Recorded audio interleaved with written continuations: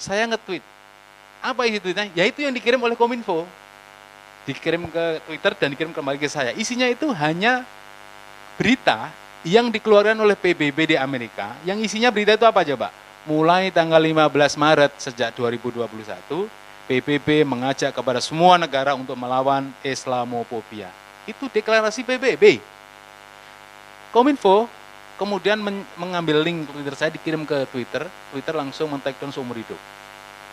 Kesimpulan saya ini, kemungkinan selama ini yang terjadi bukan Twitter yang mematikan kita. Bilang terorisme itu ada karena ada sutradara, ada pendana, ada pelatih, ada operatornya. Tanpa itu nggak akan jalan. Dan mereka ada anggaran ya. Kalau nggak ada anggaran, mana mungkin mereka bisa membuat bom, kemudian tiba-tiba ngebom kemarin. Yang berbahaya itulah trial by enterprise memang. Kasus terorisme itu hanya bagian kecil sebenarnya dari siasat-siasat mereka, kelompok-kelompok yang hantu ini, untuk mendegradasi karakter Muslim. Dan salah satu yang pilar terbesar itu adalah media massa.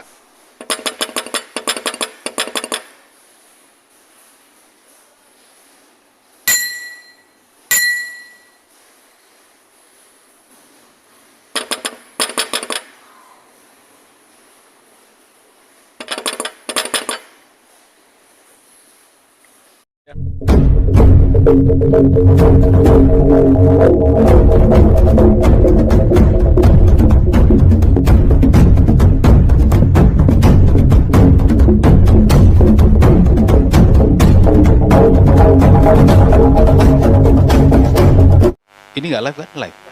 Oh live. Wah, Intel di mana-mana kalau live ini. Saya biasanya kalau ceramah di masjid di luar kota itu separuh polisi. Di Sukoharjo itu pernah kajian subuh, itu separuh itu berseragam polisi. Lalu saya tanya, tiap 5 waktu atau hari ini saja? Hari ini saja. Coba kalau tiap 5 waktu semua. Gitu. Malah dong bisa orang datang ke masjid. Hebat juga.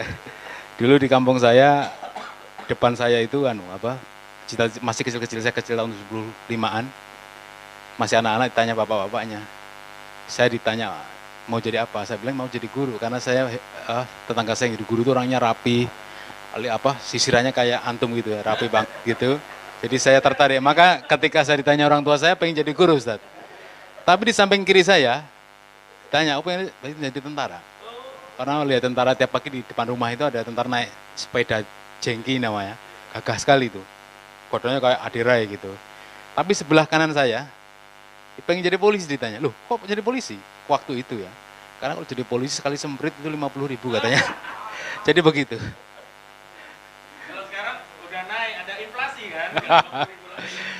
Guyon, ini guyon aja. Tapi memang ini jok ya, benar adanya.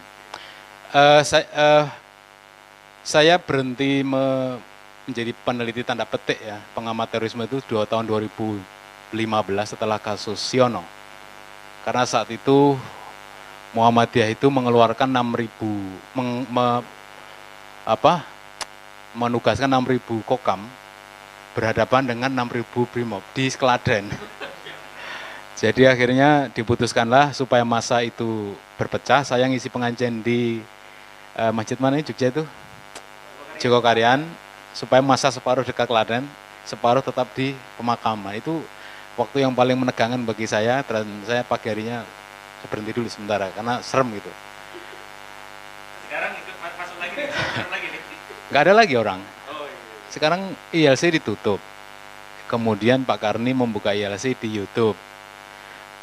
Temanya buahnya terorisme, sementara agak berkurang intensitasnya. Mungkin sudah pada tobat ini para sutradaranya ini ya. Sedikit sekali.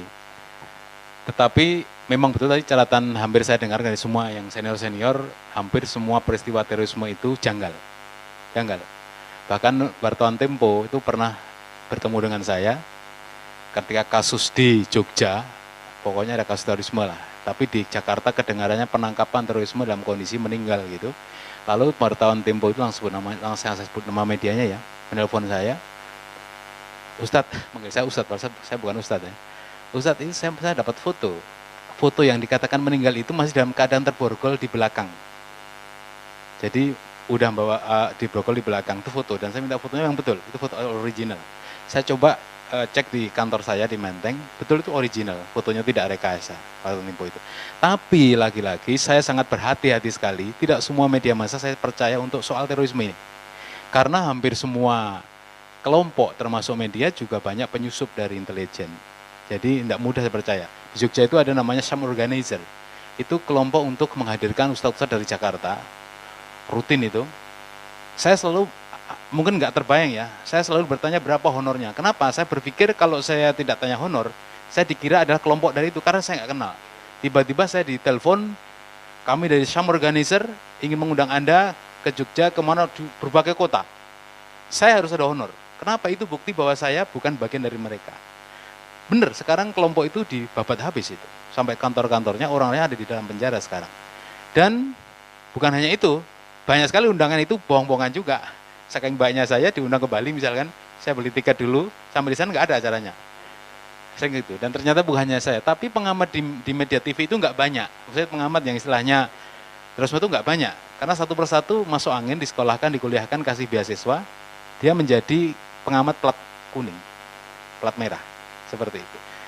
Tahun 2000 saya keluar dari sebuah media besar nasional, pimpinan mantan seorang menteri, dia pemilik podcast apa bukan, domain yang sangat terkenal, DI Ways.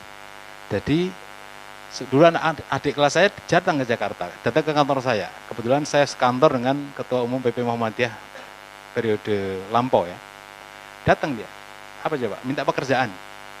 Dia bilang supaya saya tuh dipecat dari kantor kita karena membuat berita palsu, gitu kan. Nanti jadi Google ada itu. Ke Jakarta nyari pekerjaan. Saya belum sempat memberi pekerjaan dia.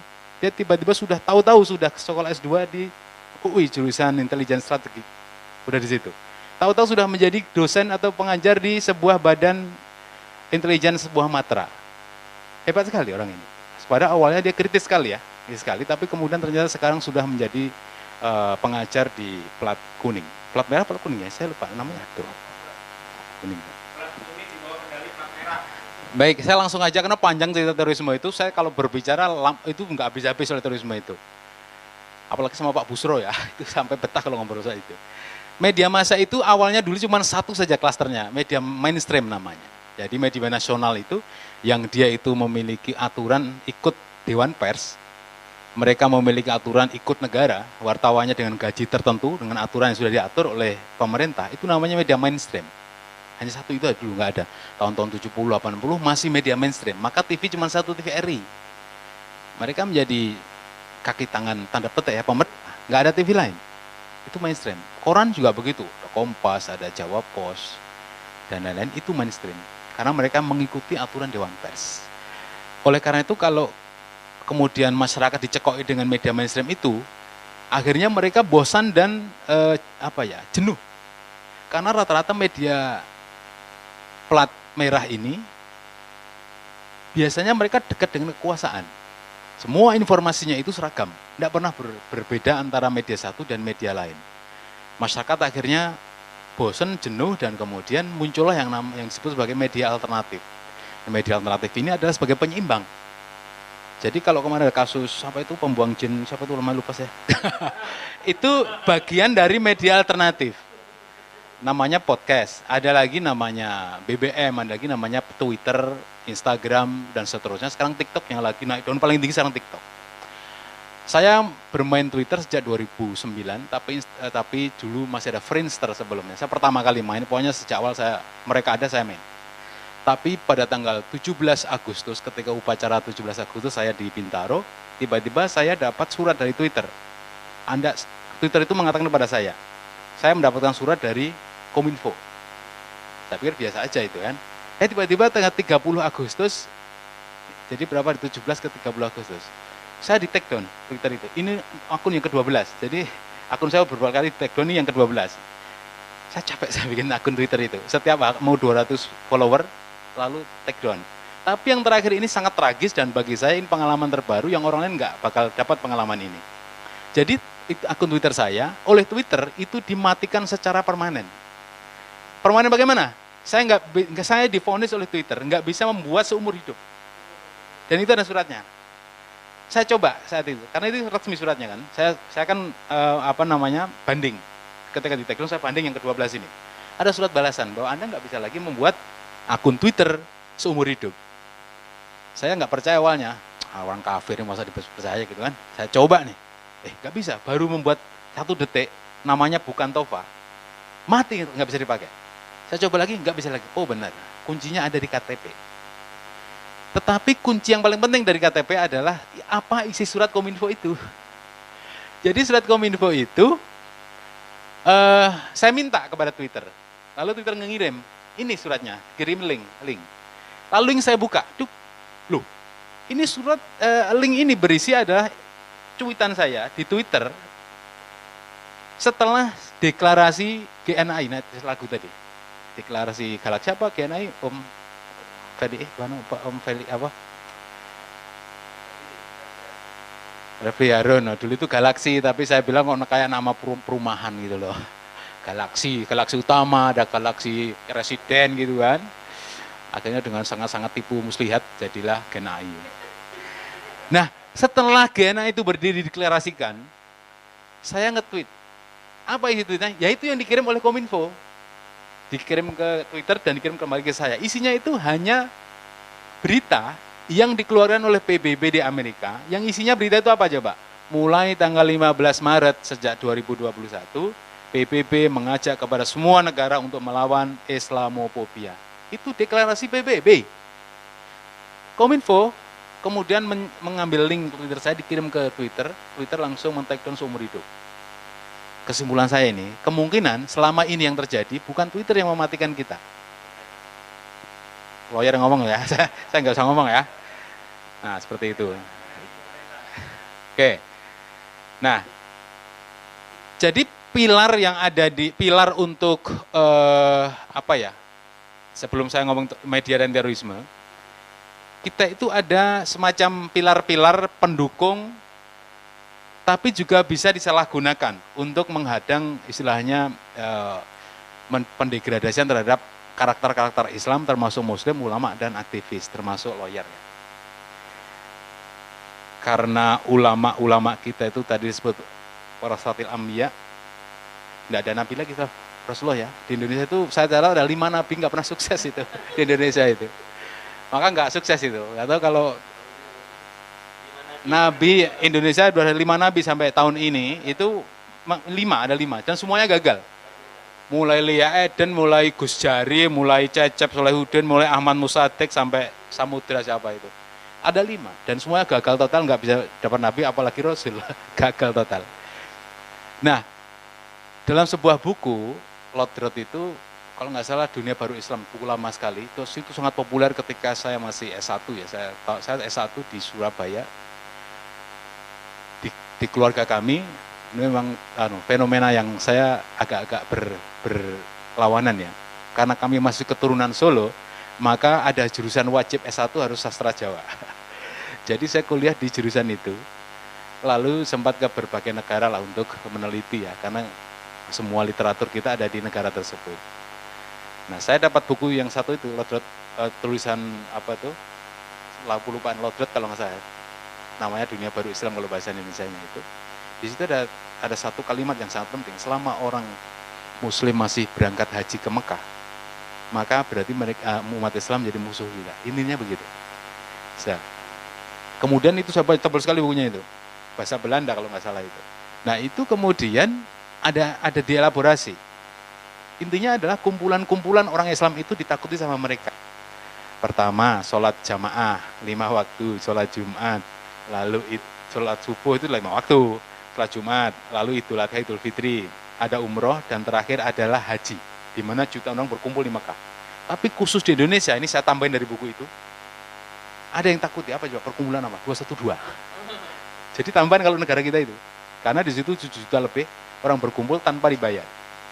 Dan penyaing-penyaingnya itu juga gagal untuk menyaingi 212. Saya termasuk salah satu yang ditangkap Polda Metro gara-gara dianggap membobol dokumen harta geraha. Yang melaporkan nggak main-main. Namanya sangat terkenal sekali, keturunan, dan saya dipanggil cuma 2 jam saya diperiksa karena saat itu saya membantu IT tim salah satu calon di DKI dan bapaknya presiden. Jadi kayaknya nggak terlalu berani untuk sampai lebih dari 2 jam. Oke, kembali ke media. Jadi media alternatif itu akhirnya muncul secara terpaksa karena media mainstream itu bermain tanda petik, mereka beritanya itu-itu aja, dekat dengan kekuasaan dan mereka selalu mendukung apapun program pemerintah. Maka muncul media alternatif.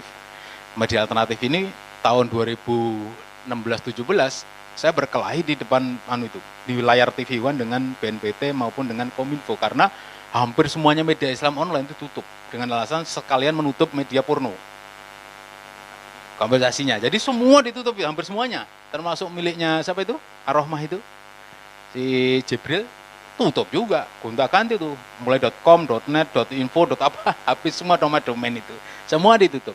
Nah di Kominfo itu ada dua kelompok yang mereka sengaja bikin namanya whitelist sama blacklist. Whitelist ini adalah semacam menyetujui bahwa ini website, domain, atau itu, maka namanya whitelist, putih. Tapi ada kelompok satu lagi untuk mengoreksi mereka namanya blacklist. Dia bisa blacklist, bisa tentang bahwa itu nggak bagus, bisa dicabut, bisa dicoret, seperti itu. Saya tahu, hampir 1 tahun ikut di dalamnya itu, dan cuma ingin tahu saja, ternyata seperti itu pekerjaan pemerintah kita waktu itu ya. Nah, maka di media itu ada istilah apa coba? Cacing menjadi naga, naga menjadi cacing. Ini menjawab pertanyaan tadi, kenapa kok berita-berita Ustadz Farid kok nggak menggema, sedangkan berita Sambo menggema. Lalu beberapa peristiwa korupsi nggak menggema, tapi kalau berita esek-esek yang dilakukan oleh oknum Muslim menggema. Maka di situ ada istilah jargon namanya cacing jadi naga, naga dari cacing. Kalau peristiwanya kecil namanya peristiwa cacing, mau dijadikan naga atau tidak? Dengan tujuan apa? Menutupi yang lain nanti. Jadi berita kecil jadi gede. Ini siapa kalau dijadikan naga? Yaitu kalau peristiwa ini merugikan kelompok Muslim, kepentingan kelompok circle Muslim, maka ini akan dijadikan naga. Sebaliknya, kalau ada peristiwa, meskipun besar, kalau itu merugikan Islam, menguntungkan Islam, kelompok circle dikecilkan jadi cacing. Jadi ada cacing jadi naga, naga dari cacing. Sayangnya memang kita kalah di situ. Pemilik media itu rata-rata bukan dari circle kita. Nah, kita punya media, ada namanya media Islam itu kan nggak ikut, media alternatif nggak ikut aturan Dewan Pers ya. Jadi gajinya itu ya Bismillah saja. Terus jadi kalau ngeliput-ngeliput kayak gini ini, jangan tanya berapa, akan dibayar. Tapi itu dulu, saya nggak tahu kalau sekarang ya, karena perubahan zaman ini juga merubah pemikiran orang. Saya nggak kenal saudara Khosinuddin, gitu kan? Awalnya nggak kenal memang ya, dan saya di Muhammadiyah itu memang tidak semudah, maksudnya pergaulan dengan kelompok-kelompok lain itu nggak semudah ormas lain. Kami sebagai garda terakhir untuk menjaga. Ketika yang lain dihajar, Muhammadiyah nggak ikut-ikutan dulu. Saya juga begitu, maksudnya ya saya nggak bergabung, maka saya Mas Edi, saya nggak bakal connect, karena tim saya punya tim kecil ya. Setiap yang saya sentuh masuk penjara dia, Egi masuk penjara, Lius Sungkarisma masuk penjara, saya masuk seminggu. Siapa? Iya tadi saya ceritakan, saya tidak berkomunikasi dengan dia. Kenapa? Saya nggak mau ada catatan digital itu berkonek dengan dia. Apa saya nggak tahu, saya teliti dia. Lah sayangnya dari kelompok-kelompok circle kita itu ada yang mudah masuk angin gitu, yang media inilah. Jadi mereka kan kalau di Al-Quran itu, kalau nggak salah di Al-Baqarah di awal-awal itu kita dibagi 3 nih, kalau mukmin, kafir, munafik. Yang golongan ketiga ini loh yang saya nggak bisa membedakan mana sih teman saya yang benar yang mana. Kalau orang mukmin kan pastilah Egy Suzana ini mukmin lah, dia baik sama saya seumur hidup, bagus terus, positif lurus terus, kecuali yang tidak. Ya kafir pasti dia bukan Islam, menolak Islam, pasti di hidupnya berseberangan. Tapi yang munafik ini saya nggak tahu ini teman-teman saya ini yang mana yang munafik, karena sama pecinya kayak Pak Ismar juga, sholat juga 5 waktu, zakat juga, sama saya juga sering ketemu di TV One ngomong soal membela Islam, tapi ternyata di belakang itu mereka kumpul dengan kripo, dengan pendek, dengan seperti itu. Nah sekarang gampang, sekarang kalau dulu susah, belum ada istilah circle ya, sekarang gampang. Misalkan siapa itu namanya yang terakhir ini yang ngomong soal UAS ini siapa namanya? Oh ini Islah Bahrawi. Islah Bahrawi, apal banget namanya. Islah Bahrawi. Awalnya kita kagum, wih keren. Tapi begitu dia foto bersama dengan Denny, dengan Kripo, ya itu circle dia. Iya. Udah pasti kita ketebak. Oh, berarti dia circle mereka. Gampang itu. Saya cari di Twitternya. Yang pertama dia bikin dan dia nggak bisa masuk. Nggak bisa masuk login lagi. Ternyata dia nulis di bio-nya itu, aku adalah Muslim liberal. Islah Bahrawi itu. Banyak orang ngasih data ke saya soal mereka-mereka itu. Salah satunya adalah, oh dia tuh mantan napi. Ya adalah ngasih data ke saya itu. Dari orang yang tahu betul. Tahu. Dia diakui. Dia pernah jadi ahli di kasus urat Oh gitu ya? Iya, jadi Ya. ahli.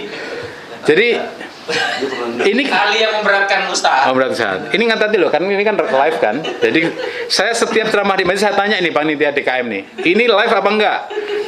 Enggak, kalau live hati-hati banget. Oh enggak live, tapi direkam enggak? Rekam, hati-hati lagi. Terus ada yang ngomong begini, enggak kok ini internal aja gitu. Kalau internal kita terbuka ngomongnya apa adanya demi kita semua itu. Seminggu kemudian, sepekan kemudian nelfon panitianya. Ustadz ini bagus sih kalau saya upload di YouTube gimana? Waduh, serem banget itu. Jadi sekarang hati-hati karena produk kita di masjid itu menjadi produk internasional ketika kemudian ini diupload di media sosial di YouTube. Yang nonton seluruh Indonesia dan mohon maaf nih, musuh-musuh kita ya, termasuk para mungkin cyber gelap yang ingin menjerat kita. Ya, mereka punya terapan politik ya, politik. Jadi politik penjebakan. Mereka akan meliti suara-suara kita di media sosial. Jadi rekaman saya tahun 89, 72, berapa itu? 92 sampai 2022 itu dia download di mana? Di server. Kemudian dia teliti isi-isinya. Yang kira-kira mana yang melanggar ITE. Makanya karena kita nggak ngerti, saya juga nggak ngerti mana yang munafik, mana yang enggak. Islamofobia itu terkait dengan terorisme, karena akar-akarnya dari sana Islamofobia itu, maka apa istilahnya?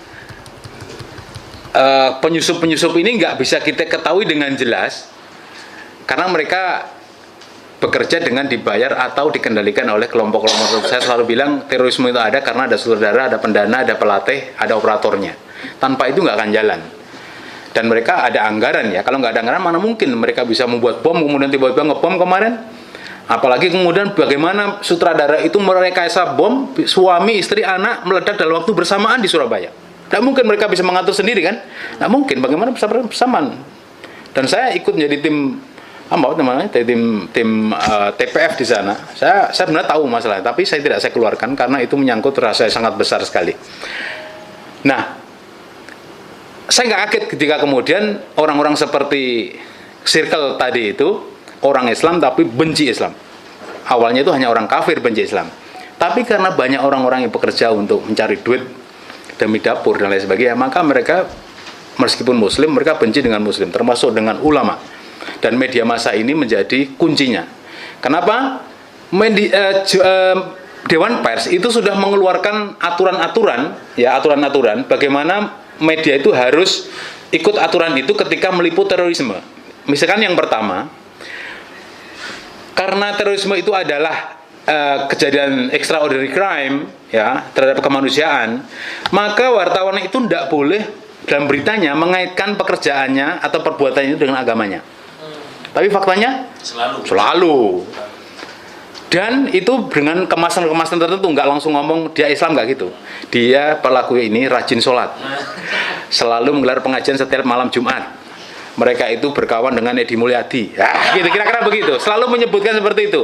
Mereka aktif di jamaah tertentu di pesantren Solo. Maka kemudian muncul yang akhir-akhir ini ada epicentrum terorisme namanya.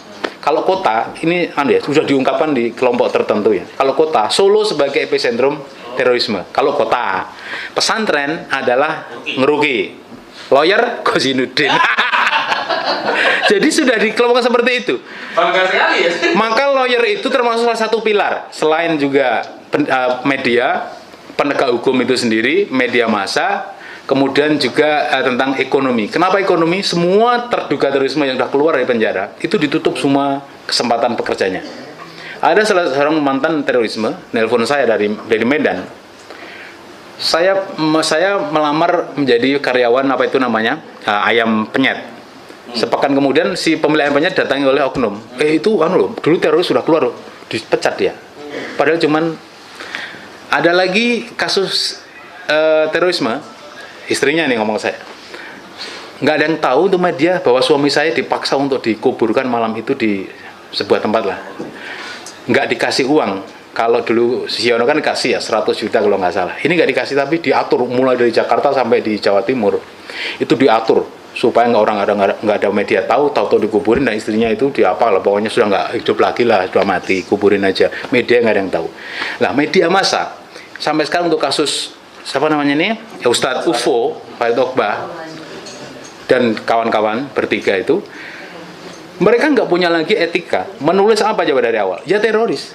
Nggak ada kata terduga. Padahal di Dewan Pers yang kedua aturannya adalah kalau menulis berita itu tidak boleh dengan langsung, harus dengan permulaan terduga, terperiksa misalkan, tersangka. Jadi nggak boleh teroris. Tapi media itu nggak malu-malu menyatakan bahwa Fuad Ogbah itu adalah teroris. Padahal belum sampai sidang. Yang berbahaya itu adalah trial by the press memang. Jadi bukan hukuman proses pengadilan di kantor pengadilan, tapi hukuman media massa terhadap mereka yang belum pernah dihukum. Jadi setelah ditangkap, media itu memberitakan dia terus-menerus setiap hari 24 jam tentang pribadi yang bersangkutan.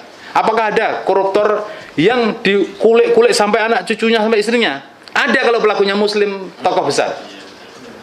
Maka ada tokoh partai Islam tertentu yang terkenal di media massa itu dendam dengan KPK itu sampai seumur hidup karena ya partainya, tokohnya ditangkap hanya alasan hewan kaki 4 itu sampai istri, sampai anak, sampai dunia. Tapi bukan kambing ya Mas, kaki 4. Lebih besar ya? Lebih besar. Nah, seperti itu. Jadi ini memang kasus terorisme itu hanya bagian kecil sebenarnya dari siasat-siasat mereka, kelompok-kelompok yang hantu ini untuk mendegradasi karakter muslim. Dan salah satu yang pilar terbesar itu adalah media massa. Karena dengan media massa mereka bisa menghantam semua kelompok muslim manapun yang mereka inginkan. Apalagi pengamat-pengamat sekarang itu sudah hampir semuanya plat merah semuanya. Hasil didikan mereka, hasil pelatihan mereka. Kemudian televisi nggak berani ngundang selain itu. Karena kalau misalkan ya yang diundang A, mereka nggak mau datang kalau A itu datang karena A itu lebih pintar misalkan. Nah, seperti itu. Jadi siasat-siasat ada di mana? Termasuk media. Media massa ini yang paling tinggi pilarnya dalam rangka untuk meluluskan rencana itu. Nah, yang terakhir, salah satu pilar itu kan penegak hukum. Saya sering bertanya di media massa itu, polisi muslim kita di mana? Hakim muslim kita di mana? Jaksa muslim kita ada di mana? Kok jaksa muslim kalau di terorisme ya kayak gitu sama dengan yang tidak muslim, sama aja. Jadi ini, nah, saya ini terakhir saya omongin ya.